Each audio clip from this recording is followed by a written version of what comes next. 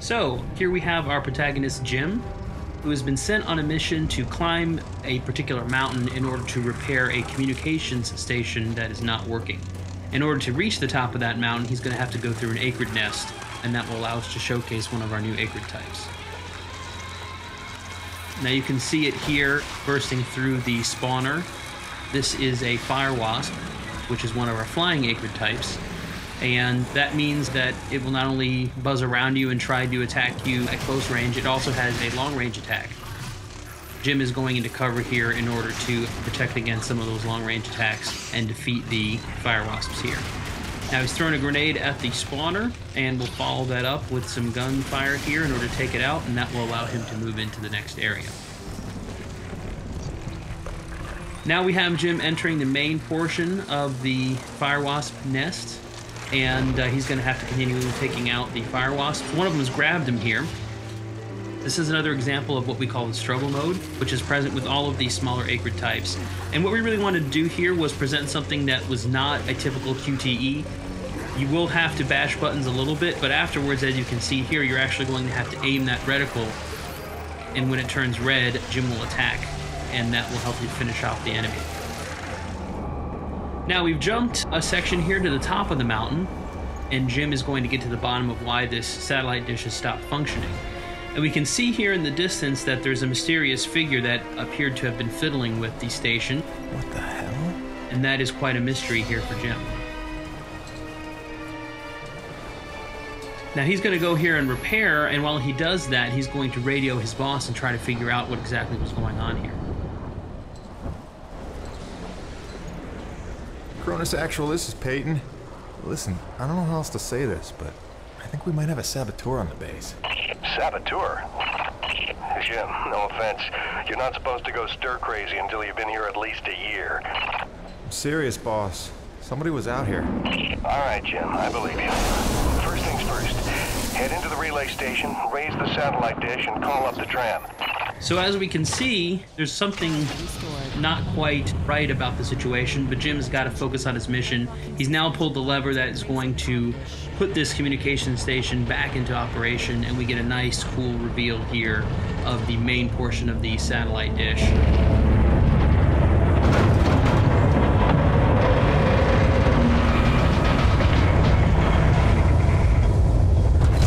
Comm dish locked and ready for transmission. Now that he has restored functionality to the communication station, Jim is going to have to call up his utility rig that he's left at the bottom of the mountain using the built-in gondola system that he's repaired along the way. And this will call his rig up to him so that he'll be able to use it to make some final adjustments, make sure that the base is able to communicate with Earth. So as we can see here, he's operating the gondola system. And that will call the utility rig back up from the mountain, and all he has to do is wait for it to arrive to complete his mission. Cronus Actual, you copy? I've got the satellite dish working, just waiting for the rig to come up. However, looks like someone's not too happy having visitors here at the top of the mountain. This is another one of our new acrid types that we're showing off here in the video. And this is the spitter, which is a Cat L, large size acrid. As you can see, it's sort of scorpion-like. And this is actually going to be one of the larger acrid types in the game. Not the biggest by far, but certainly one of the larger types. And it's going to be quite difficult for Jim to defeat on foot. It's basically a boss encounter. As you can see, you have to roll, you have to dodge in order to avoid its attacks from its tail. It also spits venom at Jim as well. So what Jim is really doing here is he's trying to damage it and really trying to stand up against it, but he knows that his rig is on its way up, and if he can get in his rig, it's going to make this a much more even fight. And so that's definitely what Jim is looking to try to do here. Now, he's hit it enough times and done enough damage that the spitter is going to retreat to its cave. And that's actually good timing for us because it'll give us an opportunity to buy some time while the rig shows up. And we can see a little bit there from the gondola apparatus, the rig showing up here as we take out a few of these fire wasps. And sure enough, here is the rig that has shown up at the top of the mountain. And now all Jim has to do is get in it, and we're going to try to finish off the spitter that we saw a few minutes ago. Once again, when we jump into the rig in Lost Planet 3, we're back in first person. It's very important for us to sell the perspective and the scale of the rig. It is the largest vehicle we've ever had in the series. And here, Jim is going to use one of the upgrades that you get over the course of the game, which is called the winch. You start with the claw arm on the left side of the rig, and the winch allows you to basically shoot that out. And it will kill smaller enemies with a single hit, as we can see with the fire wasps. And then you can also use it to latch on to larger enemies and draw them in. Now, we can see that the spitter has shown back up. Looks like it's rested a little bit and wants to get back in the fight. So now we're going to give it something its own size to take on.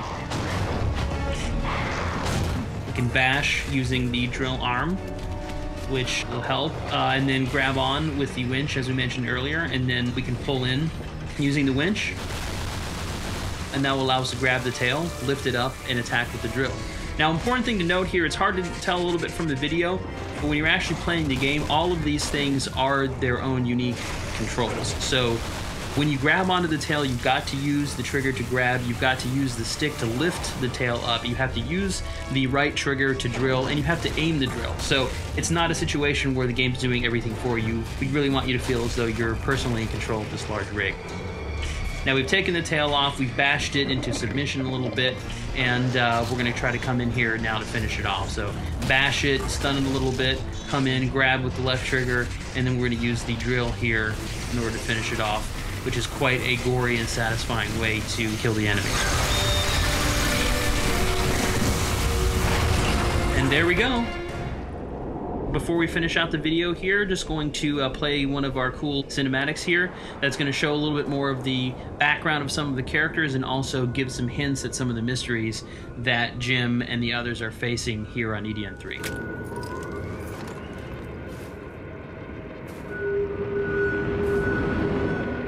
Roman? Drop your weapon. Whoa, whoa. Easy now, Doc. Who are you? Where'd you come from?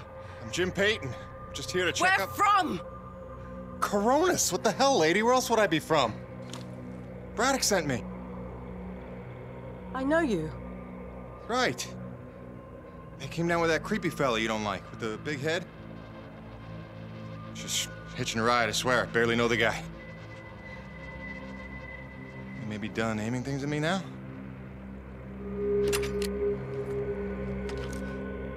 Braddock sent you? I want to make sure you're okay. See if you needed any help. Touching concern after all these months. To what do I owe such an excess of caution? I might ask the same, Shotgun Sally. You've seen it then, haven't you? It? Someone in the distance. Watching. Hard to know what I saw. They say folks start to crack up. Out here in the white too long? Perhaps. Do you feel cracked? Can't say as I do. Then there's something the old man's not telling us. You realize that? Trying not to. I know how it is. You didn't come here to ask questions. But believe me, James, this place has secrets. Keep your eyes open, or they'll sneak up on you when you least expect it. It's all good and ominous, Doc. I'm just here to do a job. That's convenient. I've got one for you.